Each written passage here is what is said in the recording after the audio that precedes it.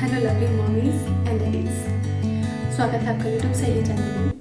Friends, आज मैं आपको बताने वाली हूँ कि अगर आपका बच्चा 6 महीने से छोटा है तो जनरली उसको मेडिसिन तो दी नहीं जा सकती छोटी छोटी प्रॉब्लम्स में। और इस टाइम में, इस एज में 0 से 6 मंथ तक बच्चों को फ्रिक्वेंटली सर्दी जुकाम होता है क्योंकि इम्यूनिटी पूरी तरह से डेवलप नहीं हुई होती, धीरे धीरे डेवलप होती है। तो आज मैं आपको घरेलू टिप्स बताऊंगी, वो तरीके बताऊंगी कारगर इलाज के, जिससे कि आप अपने बच्चे को बहुत आसानी से, बिना किसी परेशानी उठाए, बहुत आसानी से घर पे उनके फ्रिक्वेंट होने वाले सर्दी जुकाम को ठीक कर सकते हैं और बच्चे को पूरी तरह से हेल्दी कर सकते हैं। तो फ्रेंड्स, आइए जानते हैं। लेकिन अगर आप मेरे चैनल पे नए हैं और पहली बार इस चैनल को देख रहे हैं तो चैनल को सब्सक्राइब जरूर करिए। अगर आपको वीडियो अच्छा लगता है तो मुझे कमेंट करके जरूर बताइए। हाँ, वीडियो को लास्ट तक जरूर देखिए क्योंकि मैं लास्ट तक, अधूरी बात हमें कहीं तक नहीं पहुंचाती। लास्ट तक में मैं कई टिप्स बताती हूँ जो कि जानना बहुत जरूरी होता है, कंप्लीट बात को जानना बहुत ही जरूरी होता है।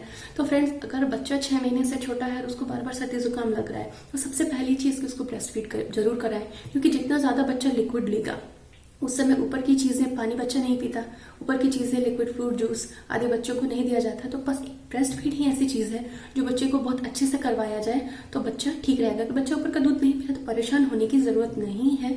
बच्चा आराम फील करेगा तो अपने आप अच्छे से दूध पिएगा, लेकिन उसको बार बार फीड करवाएं। इसके अलावा बच्चे की केयर कैसे करनी है।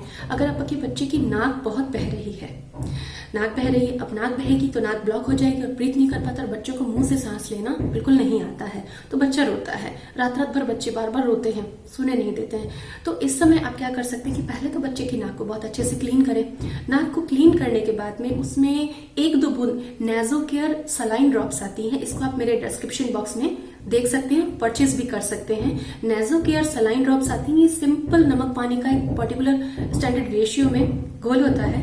उसको अगर आप 1-2 बूंद नाक में डालेंगे, 1 या 2 बूंद बहुत होती है, तो उससे जो ब्लॉकेज है वो क्लियर हो जाएगा और बच्चा ब्रीथ कर पाएगा और बच्चे से सो पाएगा। और हाँ, सुलाते वक्त बच्चे को लेफ्ट या राइट करवट लेके सुलाएं और उसका सिर थोड़ा सा ऊंचा रखें। नॉर्मल से ऊंचा रखने से जो कंजेशन है वो उसको ऊपर तक नहीं आएगा, नाक जल्दी से ब्लॉक नहीं होगी और वो आराम से नींद ले पाएगा। नींद लेगा बच्चा तो कम रोएगा, कम चिड़चिड़ा होगा। इसके साथ ही बच्चे की मालिश तो रोज की जाती है, तो अगर मालिश में सरसों के तेल में कुछ कलियां लहसुन की छीलकर और थोड़ा सा अजवाइन, आधा चम्मच अजवाइन को पका लिया जाए और मालिश करते वक्त उसको हल्का गुनगुना करके आप मालिश करें बच्चे की बॉडी पे तो बहुत ही आराम मिलता है और इससे भी सर्दी खांसी में बच्चे को बहुत आराम मिलता है। इसके साथ अगर आपके घर में आपको अवेलेबल है गाय का घी, गाय का घी बहुत इफेक्टिव चीज है कि छाती में अगर जो कंजेशन होता है, जो बलगम जमा हो जाता है, कफ जमा हो जाता है, उसको रिमूव करना बहुत मुश्किल होता है कि बच्चों को स्प्लिट नहीं करना आता, तो वो जकड़न जो यहाँ पे होती है, छाती से आवाज आती है, उसको दूर करने के लिए आप चेस्ट पे, थ्रोट पे, इसके बाद बैक पे, पीठ पे बच्चे के काव के घी से, गाय के घी से अगर आप मालिश कर दे रात को सोते समय, सुलाने के समय, तो बच्चे को बहुत ही आराम मिल जाएगा। उसका जो कॉन्जेशन है वो लूज हो जाएगा, कफ जो है लूज हो जाएगा और आराम से बच्चे के साथ, पोटी के साथ वो रिमूव हो जाएगा। इसके साथ जो डॉक्टर करेंगे वो आप घर पे कर सकते हैं, वो तरीका है स्टीम देना। अब आप स्टीम कैसे दे सकते हैं, तो इसके लिए बहुत अच्छा स्टीमर आता है, बेबी स्टीमर आता है, छोटा बड़ा आप परचेज कर सकते हैं डिस्क्रिप्शन में से। जैसे कि ये स्टीमर आप देख रहे हैं, इस स्टीमर को मीडियम साइन तक पानी से भरना होता है, उसके बाद इस तरह लगा के ये जो वेंट आप देख रहे हैं यहाँ पे होल, इसमें से स्टीम रिलीज होता है। इसको जब आप प्लग इन करेंगे, प्लग इन करके स्टीमर को स्टेबल रख दें और उसके बाद में बच्चे को इससे स्टीम दिलाने में भी आपको सावधानी रखनी है क्योंकि बच्चा बहुत छोटा है। तो आप बच्चे का जो चिन है उसको इन 2 फिंगर्स में इस तरह से ले लें, इस तरह से ले लें और बच्चे की बाकी बॉडी को दूसरे हाथ से, हाँ लेकिन इसको अकेले ना करें, 2 जने, दोनों पेरेंट्स मिलके करें ताकि बच्चे को ज्यादा हीट ना लगे। पहले हीट जो लगेगी आपके हाथ पे लगेगी, तो पहले आप अपने हाथ पे हीट फील कर लें तो आप बच्चा को जलने की प्रॉब्लम नहीं होगी। तो इस तरह से स्टीमर के ऊपर लेके बेबी को आप स्टीम दिला सकते हैं। इसको आप हर 4 घंटे के गैप से दिलाकर, बहुत ज्यादा प्रॉब्लम है बच्चे को, बहुत ज्यादा कंजेशन है तो इसको हर 4 घंटे पिलाएं। अदरवाइज मॉर्निंग इवनिंग आप सोने से पहले और सुबह या दोपहर में 2 बार 3 बार। इसके साथ ही एक और मेथड मैं आपको बताने वाली हूँ गार्लिक से रिलेटेड। अब क्या होता है, ये एक साइंटिफिक मेथड है।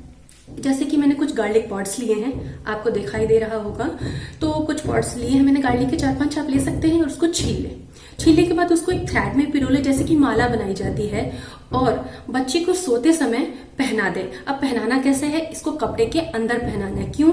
क्योंकि गार्लिक के अंदर जो प्रॉपर्टीज होती हैं उसको सर्दी जुकाम में रिकवर होने में हेल्प करेगी। और ये जो गार्लिक है जब आप माला की तरह से पहनाएंगे और कपड़े के अंदर, तो ये चेस्ट से टच होना चाहिए, बिल्कुल टच होना चाहिए। तो इससे भी बच्चे को बहुत रिलीफ मिलता है। फ्रेंड्स, ये जो भी मेथड्स मैं आपको बता रही हूँ, ये सारी चीजें मैंने ट्राई की हैं अपने बच्चे पे जब वो 6 महीने से छोटी थी, और उसको बहुत आराम होता था। और बिल्कुल प्रैक्टिकल तरीके हैं, इनमें कहीं कोई रिस्क नहीं है, बिल्कुल सही तरीके से करना है आपके बच्चे को देखते हुए। लेकिन अगर आपको लगता है कि बच्चे की पसलियां चल रही हैं, छाती बहुत तेज से चल रही है और सांस बहुत अलग तरीके से बच्चा ले रहा है, 3-4 दिन करने के बाद भी अगर बच्चे को रिलीफ नहीं मिलता है, 5 दिन करने के बाद भी रिलीफ नहीं मिलता है, तो आप डॉक्टर को जरूर दिखाएं। हो सकता है कि बच्चे को निमोनिया और किसी अलग तरह के इन्फेक्शन की प्रॉब्लम हो। लेकिन जनरली जो फ्रिक्वेंट सर्दी जुकाम होता है उसमें तरीके बहुत ही कारगर हैं। आप इसको फॉलो करें और मुझे बताएं कि आपको कैसा लगा, आपको इसका क्या इफेक्ट मिला। Thanks for watching. B with me on YouTube सहेली।